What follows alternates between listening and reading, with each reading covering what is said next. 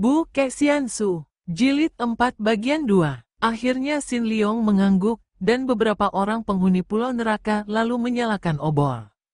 Xin Liong sendiri membuang rantingnya, mengenakan lagi jubahnya, dan mengikuti rombongan belasan orang itu memasuki hutan. Di sepanjang jalan, dia melihat tempat-tempat berbahaya, lumpur-lumpur yang tertutup rumput tinggi, pasir-pasir berpusing yang dapat menyedot apa saja yang menginjaknya, pohon-pohon yang aneh dengan buah-buah yang kelihatan lezat, namun dari baunya dia tahu bahwa buah itu mengandung racun jahat, dan lain-lain. Benar-benar pulau yang amat aneh dan berbahaya, pikirnya.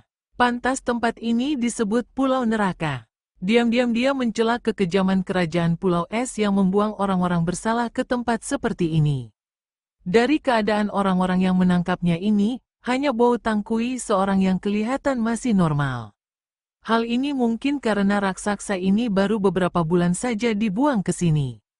Sedangkan yang lain-lain, biarpun dapat mempertahankan hidupnya, namun telah berubah menjadi orang-orang liar yang agaknya telah berubah pula watak dan ingatannya. Selain menjadi orang-orang yang tidak normal, agaknya mereka telah menguasai ilmu yang dahsyat dan mengerikan, yaitu ilmu menguasai binatang-binatang berbisa di pulau itu.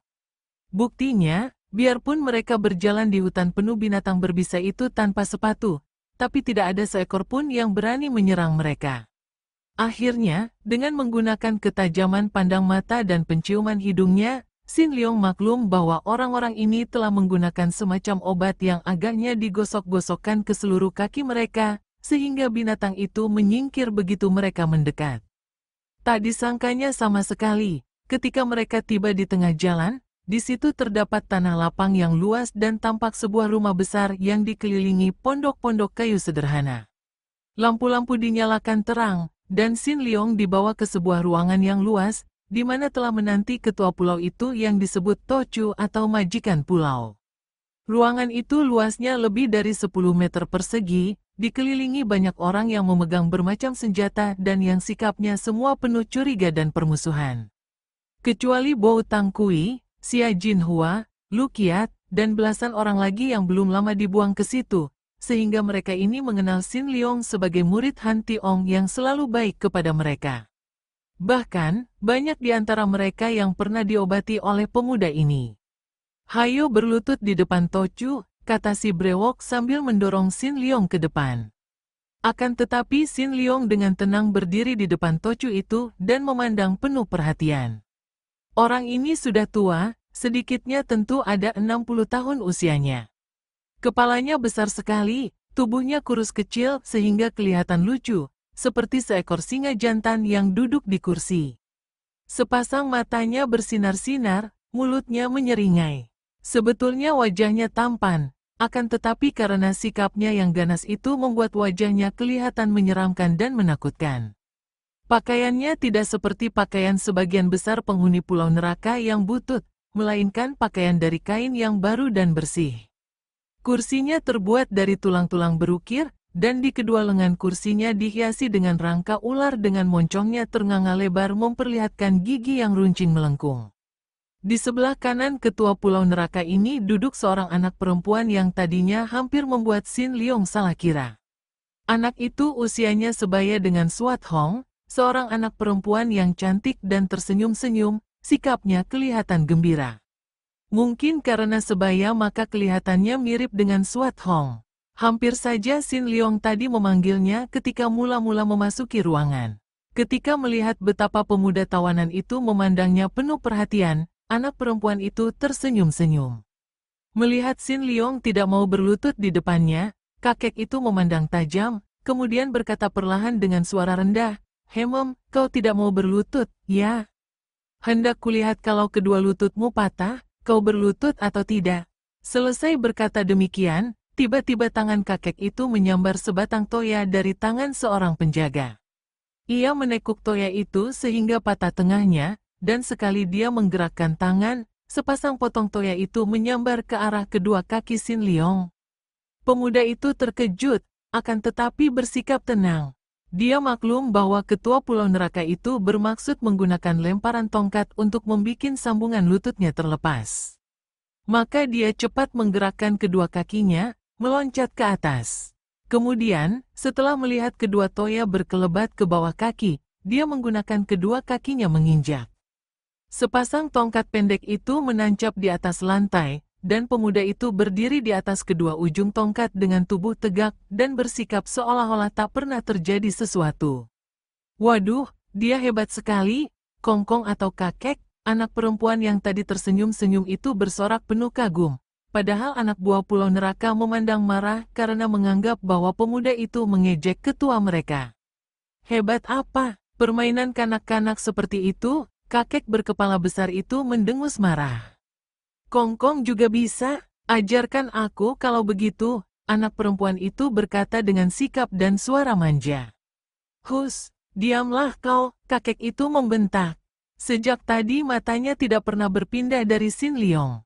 Dibentak seperti itu, anak perempuan itu cemberut dan mukanya merah menahan tangis. Xin Liong merasa kasihan, lalu meloncat turun dan berkata menghibur, "Adik yang manis, jangan berduka. Biarlah kalau ada kesempatan aku akan mengajarkannya kepadamu." Anak perempuan itu memandang Xin Liong dengan mata terbelalak, kemudian lenyaplah kemuraman wajahnya yang manja menjadi berseri-seri kembali. Orang muda yang bersikap dan bermulut lancang. Siapa engkau yang mengandalkan sedikit kepandaian untuk mengacau Pulau Neraka? Kakek itu membentak, menahan kemarahannya karena dia merasa direndahkan sekali ketika serangan sepasang tongkatnya tadi gagal dan dihadapi oleh pemuda itu secara luar biasa. Xin Liong cepat memberi hormat dengan menjura dalam-dalam, kemudian dia berkata dengan suara tenang, "Harap Tochu suka memaafkan kedatanganku ke Pulau Neraka ini. Seperti telah kukatakan kepada semua penghuni Pulau Neraka, kedatanganku sama sekali tidak mengandung niat buruk atau hendak bermusuhan. Aku bernama Kua Xin Liong dan..." Dia murid Han Tiong, tiba-tiba si brewok berkata lantang. Ucapan ini disambut dengan suara berisik dari semua orang yang berada di situ karena mereka sudah menjadi marah sekali. Semua orang yang berada di situ adalah orang-orang buangan dari Pulau Es semenjak Raja pertama, sehingga sudah tinggal di situ selama 3 keturunan. Ada orang buangan baru dan ada pula yang merupakan turunan dari orang-orang buangan lama, akan tetapi kesemuanya mempunyai rasa benci dan dendam pada satu nama, yaitu Pulau Es. Maka begitu mendengar pemuda tampan dan tenang ini adalah murid Han Tiong, raja terakhir dari Pulau Es, dapat dibayangkan kemarahan hati mereka. Pandang mata mereka yang liar seolah hendak mencabik-cabik dan membunuh pemuda yang dianggapnya seorang musuh besar itu. Andai kata mereka tidak takut kepada ketua mereka, tentu mereka telah menyerbu untuk melaksanakan niat yang terbayang dalam pandang mata mereka itu. Akan tetapi dia selalu menentang Han Tiong, menentang pembuangan ke Pulau Neraka. Terdengar suara beberapa orang membela, yaitu suara Bo Tang Kui, Lu Qiat, Xia Jinhua, dan beberapa orang buangan baru yang lain. "Bunuh saja dia," seret murid Han Tiong.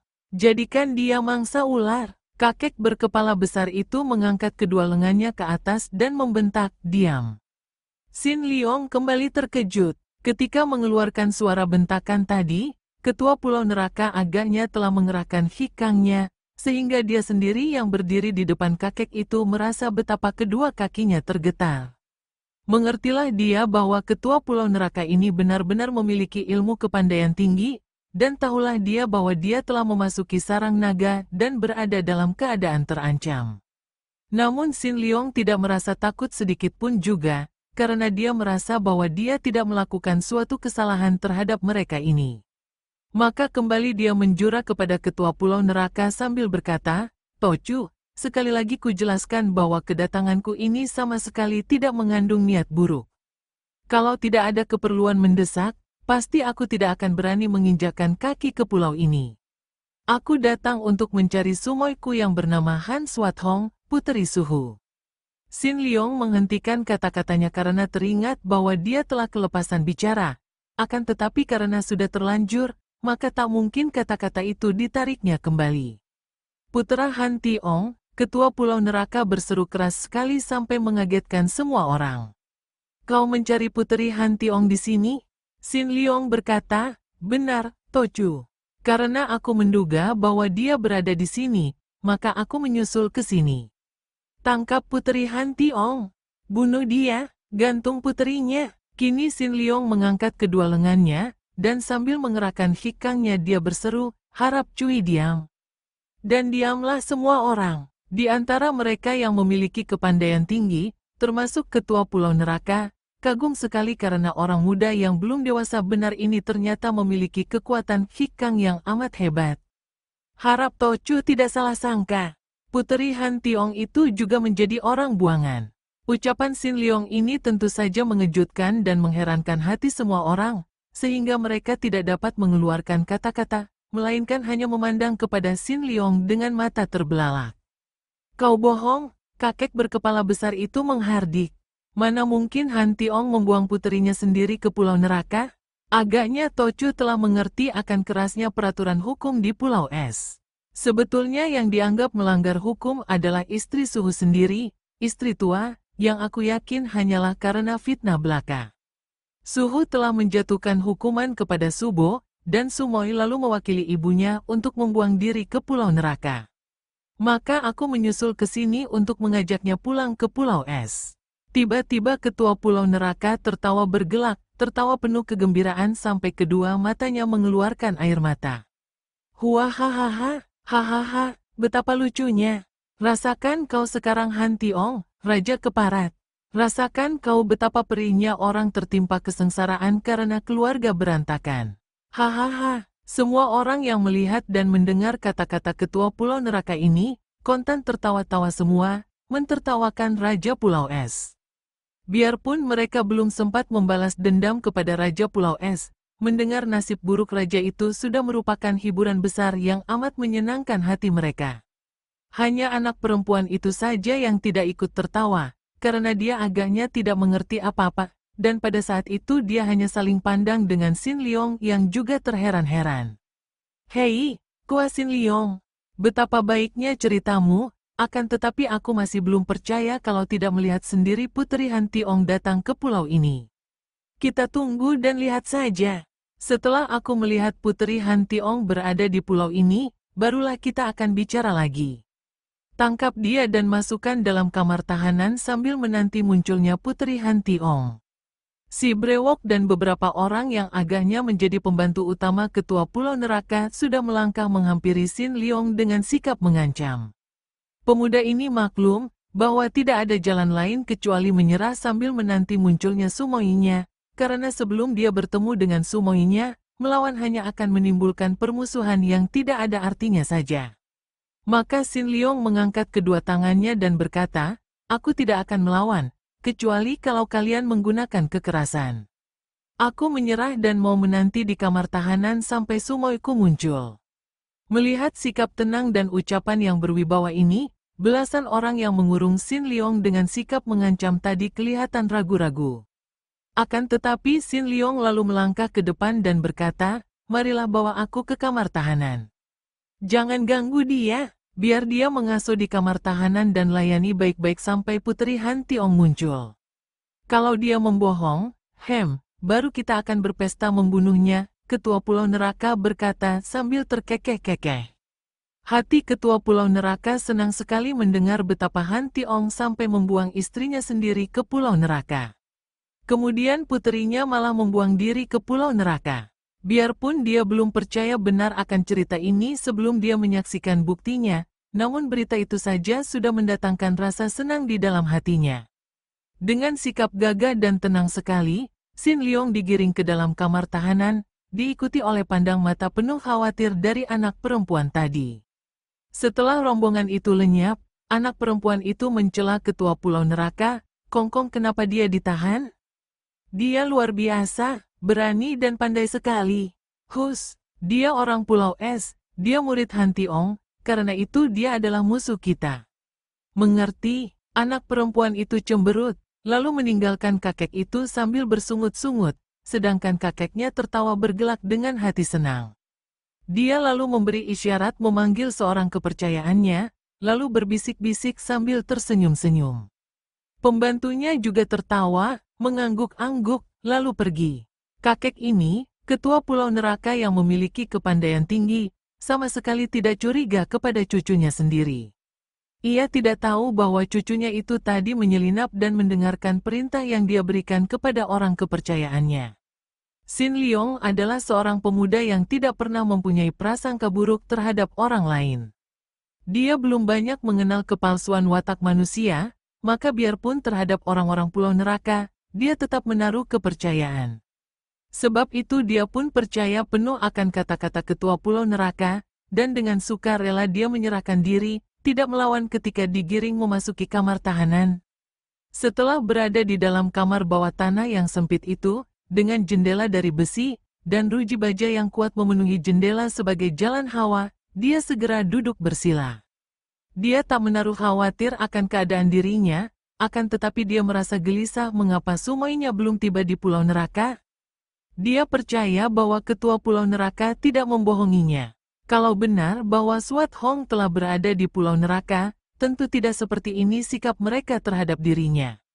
Kalau begitu, jelas bahwa semuanya belum tiba di pulau neraka, padahal telah berangkat lebih dahulu. Kemanakah perginya semuanya itu? Tengah malam telah lewat, dan keadaan sunyi sekali dalam kamar tahanan itu. Tidak ada penjaga di luar pintu atau jendela, akan tetapi dia tahu bahwa di pintu masuk lorong tahanan itu terdapat beberapa orang penjaga yang selalu siap dengan senjata di tangan. Tiba-tiba dia mendengar suara wanita yang marah-marah di sebelah luar dan suara para penjaga ketakutan. "Kalian berani melarangku masuk?" terdengar suara wanita itu. "Nona, tahanan ini adalah orang penting. Dan kau anggap aku bukan orang penting? Kau kira aku mau apa? Aku mau mengejek dan memakinya. Dia adalah musuh besarku. Apakah kau berani melarangku? Coba kau melarang dan aku akan mengatakan kepada Kongkong bahwa kalian berani kurang ajar kepadaku, hendak menggodaku. Aku mau melihat apakah kepala kalian masih akan menempel di leher? Ah, tidak, bukan begitu. Maafkan, Nona, silakan masuk, silakan. Awas kalau ada yang mengikuti aku dan mengintai, berarti dia mau kurang ajar dan akan kuberitahukan kepada Kongkong." Sin Liong sudah menduga siapa wanita yang bicara di luar dan ribut-ribut dengan para penjaga itu, akan tetapi begitu darah itu muncul di bawah sinar lampu di luar ruji jendelanya, hampir saja dia berteriak memanggil karena mengira bahwa Swat Hong yang muncul itu. Di bawah sinar lampu yang tidak begitu terang memang gadis cucu ketua pulau neraka ini hampir sama dengan Swat Hong. Setelah melihat jelas bahwa yang datang adalah cucu ketua pulau neraka, dan mengingat akan kata-kata gadis ini di luar tadi bahwa kedatangannya dengan niat mengejek dan memakinya, Sin Liong tetap duduk bersila dan bahkan memejamkan matanya, pura-pura tidur. "SSSTTT," Sin Liong tidak menjawab, bergerak sedikit pun tidak. Perlu apa melayani seorang bocah yang hanya datang hendak mengejek dan memakinya? Demikian pikirnya, sungguh pun hatinya terasa tidak enak juga harus mendiamkan saja orang yang susah payah datang sampai ribut mulut dengan para penjaga. Tentu akan kecewa hatinya, pikir Sin Liong, dan diam-diam dia mengintai dari balik bulu matanya yang direnggangkannya sedikit. "PSSSTTT, kau tidak tidur, bulu matamu bergerak-gerak, jangan kau tipu aku." Anak perempuan itu berkata lagi dengan suara bisik-bisik dan meruncingkan bibirnya di antara ruji-ruji jendela. Sin Liong menarik napas panjang dan membuka matanya. "Hah, kau boleh mengejek dan memaki sesukamu, kemudian pergilah agar aku dapat mengasuh benar-benar," katanya. "Hai Hik," gadis itu menahan ketawanya, menutupi mulutnya yang kecil. "Kiranya engkau sama bodohnya dengan para penjaga itu, percaya saja apa yang kukatakan di luar tadi." Sin Liong bangkit berdiri dan menghampiri jendela kamar tahanan. Mereka saling berhadapan dan saling pandang melalui ruji-ruji jendela. "Apa yang kau maksudkan, Nona?" Mulut yang tersenyum itu kini cemberut dan terdengar suaranya manja. "Kau tadi menyebutkan adik yang manis. Mengapa sekarang menjadi Nona? Kau benar pandai mengecewakan hati orang." Mau tidak mau Sin Liong tersenyum. Bocah ini manja dan lincah, mengingatkan dia kepada Han Swat Hong. Banyak persamaan antara kedua orang perempuan itu. "Baiklah, adik yang manis. Sebenarnya, mau apa kau datang ke sini kalau bukan untuk mengejek dan memaki aku yang dianggap musuh oleh kakekmu?" "Aku datang untuk bercakap-cakap." Waktu dan tempatnya tidak tepat untuk bercakap-cakap. Aku adalah seorang tahanan dan engkau adalah cucu Tocu di sini. Tempat ini pun kamar tahanan yang kotor dan sempit, sedangkan sekarang sudah lewat tengah malam. Harap engkau kembali ke kamarmu dan tidur yang nyenyak. Jangan-jangan kau akan dimarahi kongkongmu. Aku tidak takut. Aku sengaja datang ke sini untuk bercakap-cakap denganmu. Siapa berani melarangku? Sikapnya menjadi galak, matanya bersinar-sinar. Sin Liong menarik napas panjang. Sejak lama dia memperoleh kenyataan betapa ganjilnya watak wanita.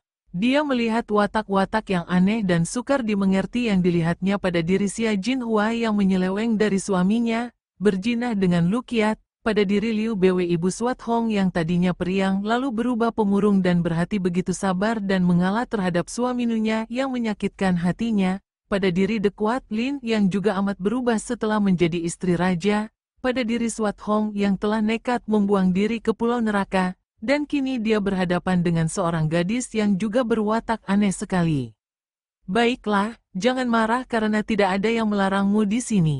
Kalau kau ingin bercakap-cakap, nah, bercakaplah dan aku akan mendengarkan. Gadis itu melongo. Bercakap apa? Diam-diam Sin Liong merasa geli. Benar-benar seorang gadis yang masih seperti kanak-kanak, dan mungkin semua sikapnya tadi, ketika bergembira dan ketika marah, tidaklah setulus hatinya, maka demikian mudah berubah. Bercakap apa saja sesukamu, misalnya siapa namamu, siapa pula nama kongkongmu, dan keadaan di pulau ini, dan lain-lain. Wajah itu berseri kembali, gembira setelah ingat bahwa sesungguhnya banyak sekali bahan untuk dibicarakan. Namaku Soan Chu, oh Soan Chu. Namamu indah. Sin Liong memuji untuk menyenangkan hati si nona kecil. Dan memang hati Soan Chu senang sekali mendengar pujian ini. Benarkah? Benarkah namaku indah? Dengan penuh gairah dia lalu menceritakan riwayatnya secara singkat. Ketua atau majikan Pulau Neraka itu bernama Oh Kong Ek, bukanlah seorang buangan dari Pulau Es, melainkan keturunan orang buangan yang semenjak ratusan tahun menjadi ketua di situ karena memiliki ilmu kepandaian tinggi. Kakek dari Oh Kong Ek, seorang buangan dari Pulau Es yang berilmu tinggi, adalah seorang pertama yang menjadi ketua di Pulau Neraka, kemudian menurunkan kedudukan ini kepada anaknya sampai kepada Oh Kong Ek.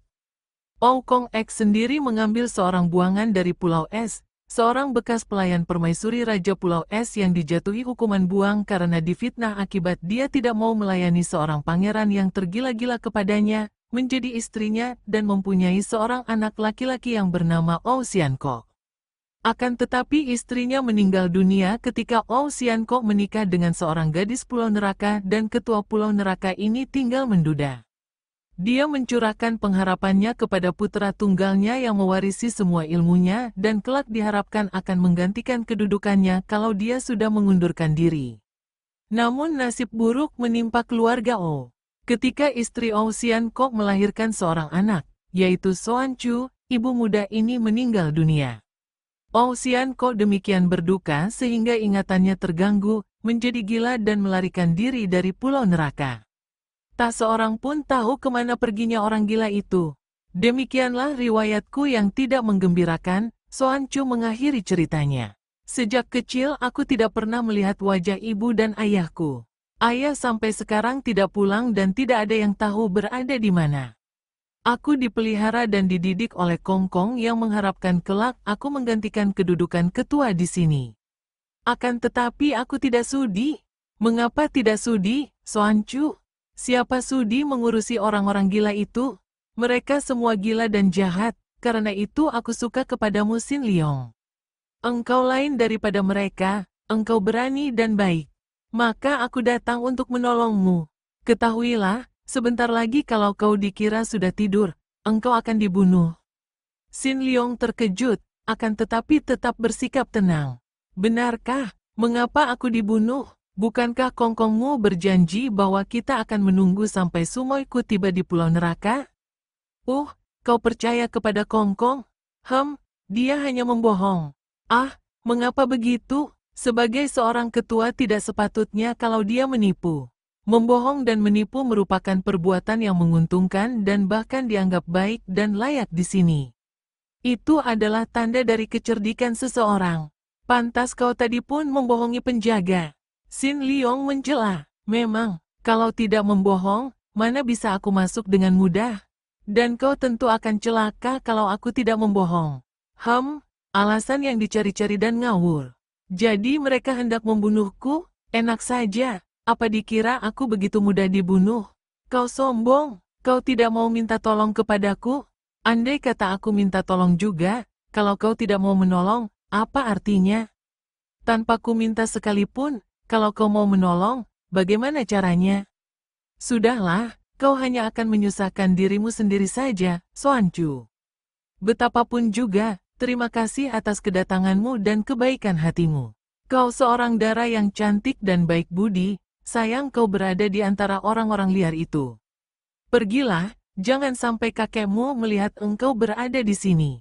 Xuan Chu mengeluarkan sebuah bungkusan. Inilah yang akan menyelamatkanmu. Kau pergunakan obat bubuk ini untuk menggosok semua kulit tubuhmu yang tampak, dan sebarkan sebagian di sekelilingmu. Tidak akan ada seekor pun binatang berbisa yang berani datang mendekat, apalagi menggigitmu. Nah, sebetulnya kedatanganku hanya untuk menyerahkan ini, akan tetapi kita terlanjur ngobrol panjang lebar. Selamat tinggal, Xin Liong. Xin Liong menerima bungkusan itu, mengulurkan tangan dari antara ruji jendela dan memegang lengan dara itu. Nanti dulu, Xuan Chu. Ada apa lagi? Gadis itu membalikkan tubuh dan mereka saling berpegangan tangan. Hal ini dilakukan oleh Xin Liong karena dia merasa terharu juga oleh pertolongan yang sama sekali tidak disangka-sangka itu. Xuan Chu, tahukah engkau apa yang akan terjadi padamu kalau sampai Kongkongmu mengetahui akan perbuatanmu ini? Menolong engkau? Paling-paling dia akan membunuhku. Begitu ringan kau memandang akibat itu? Xuan Chu, mengapa kau melakukan ini untukku? Mengapa kau menolongku dengan mempertaruhkan nyawa? Sudah kukatakan tadi, kau lain daripada semua orang yang kulihat di pulau ini. Aku suka padamu dan aku tidak ingin mendengar apalagi melihat engkau mati. Sudahlah, hati-hati menjaga dirimu, Xin Liong. Gadis itu meloncat lalu berlari keluar. Xin Liong berdiri temenung sejenak, kemudian kembali ke tengah kamar tahanan dan duduk bersila menenangkan hatinya. Andai kata tidak ada Xuan Chu yang datang memberikan obat penawar dan pengusir binatang berbisa, dia pun tidak akan gentar dan belum tentu akan celaka oleh binatang-binatang itu, sungguh pun dia sendiri belum mau membayangkan apa yang akan dilakukannya kalau serangan itu tiba. Apalagi sekarang ada obat bubuk itu. Dia teringat betapa penghuni Pulau Neraka dapat menjelajahi hutan yang penuh binatang berbisa dengan enaknya karena tubuh mereka sudah memakai obat penawar. Agaknya inilah obat penawar itu. Dia membuka bungkusan dan melihat obat bubuk berwarna kuning muda yang tidak akan kentara kalau dioleskan di kulit tubuhnya. Xin Liong bersila dan mengatur pernapasan, melakukan siulian atau semedi lagi. Pendengarannya menjadi amat terang dan tajam sehingga dia dapat menangkap suara mendesis dan suara yang dikenalnya sebagai suara lebah yang datang dari jauh, makin lama makin mendekat. Tahulah dia bahwa apa yang diceritakan oleh Xuan Chu memang tidak bohong. Sekali ini agaknya anak itu tidak berbohong. Maka dia lalu membuka bungkusan, menggosok kulit tubuhnya yang tidak tertutup pakaian dengan obat itu. Mukanya sampai ke leher, tangan dan kakinya, digosoknya sampai rata. Kemudian sambil membawa bungkusan yang terisi sisa obat itu, dia menanti. Tak lama kemudian, suara itu menjadi makin dekat, dan tiba-tiba saja muncullah mereka. Diam-diam Xin Liong bergidik juga. Tentu dia akan melompat kalau saja dia tidak mempunyai obat penolak itu. Dari bawah pintu, puluhan ekor ular kecil dan kelabang besar, kalajengking yang besarnya sebesar ibu jari, merayap dengan cepat memasuki kamar, berlomba dengan lebah-lebah putih yang beterbangan masuk melalui jendela. Xin Liong cepat menyebarkan bubuk obat ke sekeliling di atas lantai, dan menaburkan sebagian ke atas, ke arah lebah-lebah yang berterbangan. Dia tersenyum kagum melihat akibatnya. Semua binatang berbisa itu, dari yang paling kecil sampai yang paling besar, tiba-tiba serentak membalik, saling terjang dan saling timpa, lari cerai-berai meninggalkan kamar. Lebah-lebah putih juga terbang dengan kacau, menabrak dinding dan banyak yang jatuh mati, yang sempat terbang keluar jendela saling tabrak seperti mabok, dan sebentar saja suara binatang-binatang itu sudah menjauh. Akan tetapi mendadak Xin Liong meloncat berdiri ketika mendengar suara lain yang membuat jantungnya berdebar, yaitu suara seorang wanita memaki-maki. "Iblis kalian semua, manusia-manusia gila, kalau tidak dapat membasmi kalian, jangan sebut aku Han Swat Hong." Xin Liong meloncat ke arah jendela. Kedua tangannya bergerak dan terdengar suara keras ketika ruji-ruji jendela jebol semua. Dia meloncat dan keluar dari kamarnya, terus berlari keluar melalui lorong. Setibanya di luar, tampaklah olehnya Swat Hong berdiri tegak dengan kedua tangan bertolak pinggang. Dua orang anggota Pulau Neraka roboh dan mengadu-adu di bawah, sedangkan belasan orang lain mengurung gadis itu. Xin Liong menggeleng-geleng kepala. Sumoinya memang galak dan pemberani. Bukan main gagahnya. Dikurung oleh orang-orang Pulau Neraka itu masih enak-enak saja, bahkan tidak mencabut pedang, padahal semua yang mengurungnya memegang senjata.